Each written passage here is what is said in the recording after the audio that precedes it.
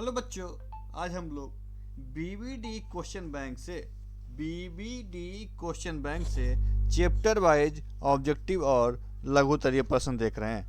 तो आज हम लोग देखते हैं इसका सोशल साइंस का सिविक्स का चैप्टर चौथा लोकतंत्र की उपलब्धियां।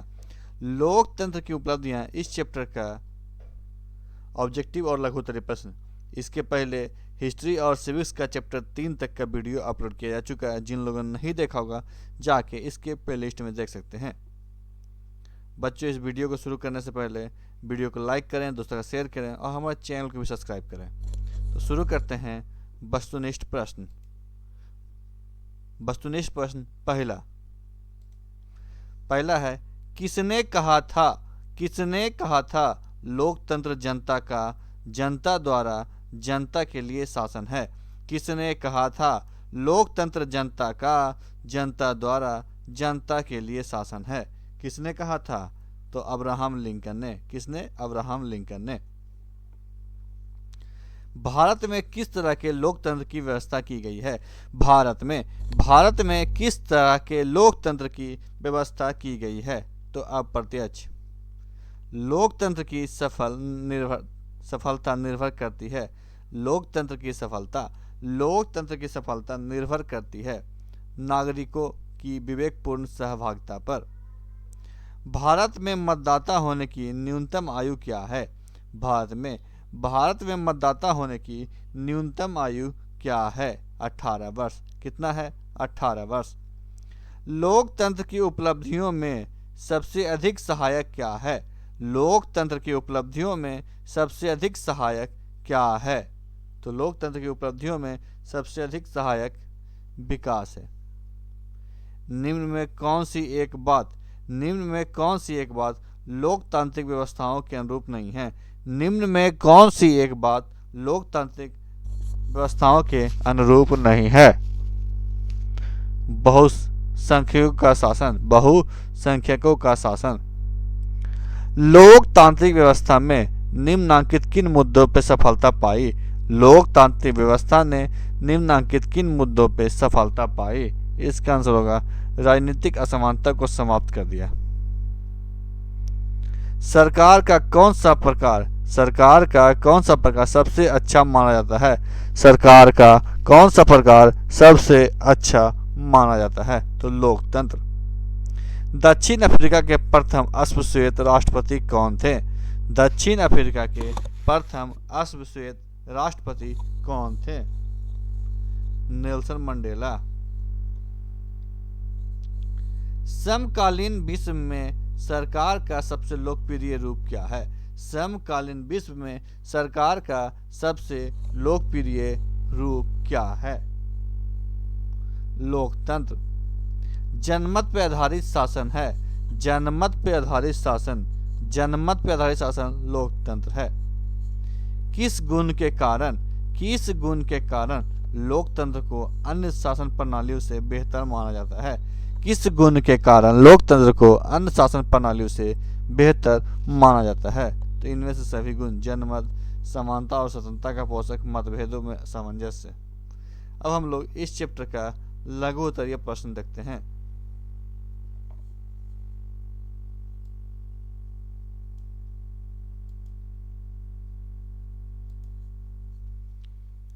भारत में लोकतंत्र के भविष्य को आप किस रूप में देखते हैं? भारत में लोकतंत्र के भविष्य को आप किस रूप में देखते हैं? भारतवर्ष में लोकतंत्र का भविष्य अत्यंत उज्जवल है, क्योंकि प्रारंभ से ही यहाँ पे एक लोक कल्याणकारी सरकार का गठन किया गया है। भारत में लोकतंत्र का भविष्य अत्यंत क्या है? उज्जवल है, क्योंकि प्रारंभ से ही शुरुआत से ही यहाँ एक लोक कल्याणकारी सरकार का गठन किया गया है, जो जनता को मौलिक अधिकार प्रदान करती है। जो क्या करती है? जनता को मौलिक अधिकार प्रदान करती है तथा व्यक्ति की गरिमा को बढ़ाने का प्रयास करती है। क्या व्यक्ति की गरिमा क्या है? बढ़ाने का प्रयास करती है। भारत सरकार विभिन्न समूहों के माध्यम से सत्ता का विभाजन करके सामंजस्य स्थापित करती है।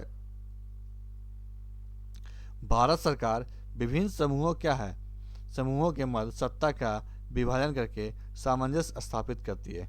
यहाँ आर्थिक प्रगति तो होती ही है, परंतु सामाजिक दायित्वों का पूर्ण निर्वहन भी किया जाता है। यह विश्व शांति एवं सौहार्द के सिद्धांत पर चलने वाला राष्ट्र है। यही कारण है कि इसकी विश्व स्तर पे उत्तम छवि है। क्या कारण है कि यहाँ विश्व शांति और सौहार्द के सिद्धांत पे चलने वाला राष्ट्र है। यही कारण क्या है कि विश्व स्तर पे उत्तम छवि है। लोकतंत्र से आप क्या समझते हैं? लोकतंत्र सिद्धांत एवं व्यवहार में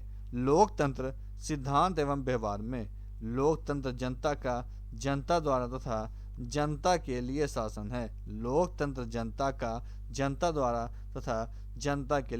है। लोकतंत्र में यह व्यवस्था रहती है कि लोग अपनी मर्जी से सरकार चुने। लोकतंत्र एक प्रकार का शासन है। एक सामाजिक व्यवस्था का सिद्धांत है। विशेष प्रकार की मनोवृत्ति है तथा आर्थिक आदर्श है। एक अच्छा लोकतंत्र वह है जिसमें राजनीतिक और सामाजिक न्याय के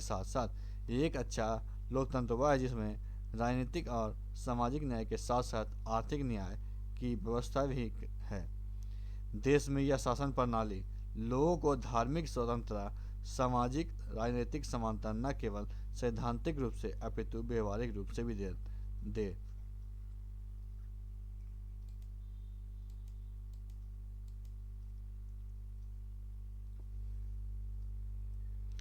लोकतांत्रिक विकेंद्रीकरण का क्या अर्थ है? जब केंद्र और राज्य सरकार से शक्तियां लेकर स्थानीय सरकार को दी जाती है, उसे सत्ता का विकेंद्रीकरण कहते हैं। जब केंद्र और राज्य सरकार से शक्तियां लेकर स्थानीय सरकार को दी जाती है, इसे सत्ता का विकेंद्रीकरण कहते हैं। विकेंद्रीकरण के पीछे बुनियादी सोच क्या है? अनेक मुद्दों और समस्याओं का निपटारा स्थानीय स्तर पर ही बढ़िया ढंग से हो सकता है।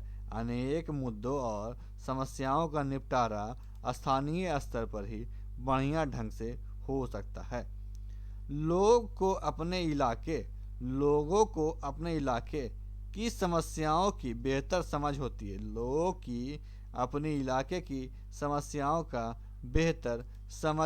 है। लोगों को इस बात की अच्छी जानकारी होती है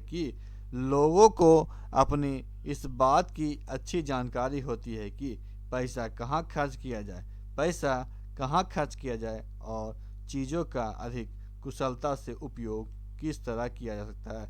लोगों को किस बात की जानकारी होती है? तो लोगों को इस बात की जानकारी होती है कि पैसा कहाँ खर्च किया जाए और चीज़ों की अधिक कुशलता से उपयोग किस तरह से किया जा सकता है। स्थानीय स्तर पर लोगों के फैसले में सीधे भागीदार बनना ही संभव होता है। स्थानीय स्तर पर लोगों को जो फैसला है उसमें क्या होता है कि सीधा भागीदार बनना ही संभव है। इसमें लोकतांत्रिक भागीदारी की आदत पड़ती है। स्थानीय सरकारों की स्थापना स्वशासन के लोकतांत्रिक सिद्धांत को वास्तविक बनाने का सबसे अच्छा तरीका है। स्थानीय सरकारों की स्थापना स्वशासन के लोकतांत्रिक सिद्धांतों को वास्तविक बनाने का सबसे अच्छा तरीका है। तो आज की वीडियो पर समाप्त करते हैं।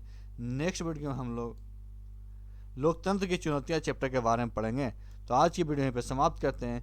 वीडियो अच्छा लगे वीडियो को लाइक कीजिएगा, दोस्तों का शेयर कीजिएगा और हमारे चैनल को सब्सक्राइब कीजिएगा। वीडियो देखने के लिए आपका धन्यवाद।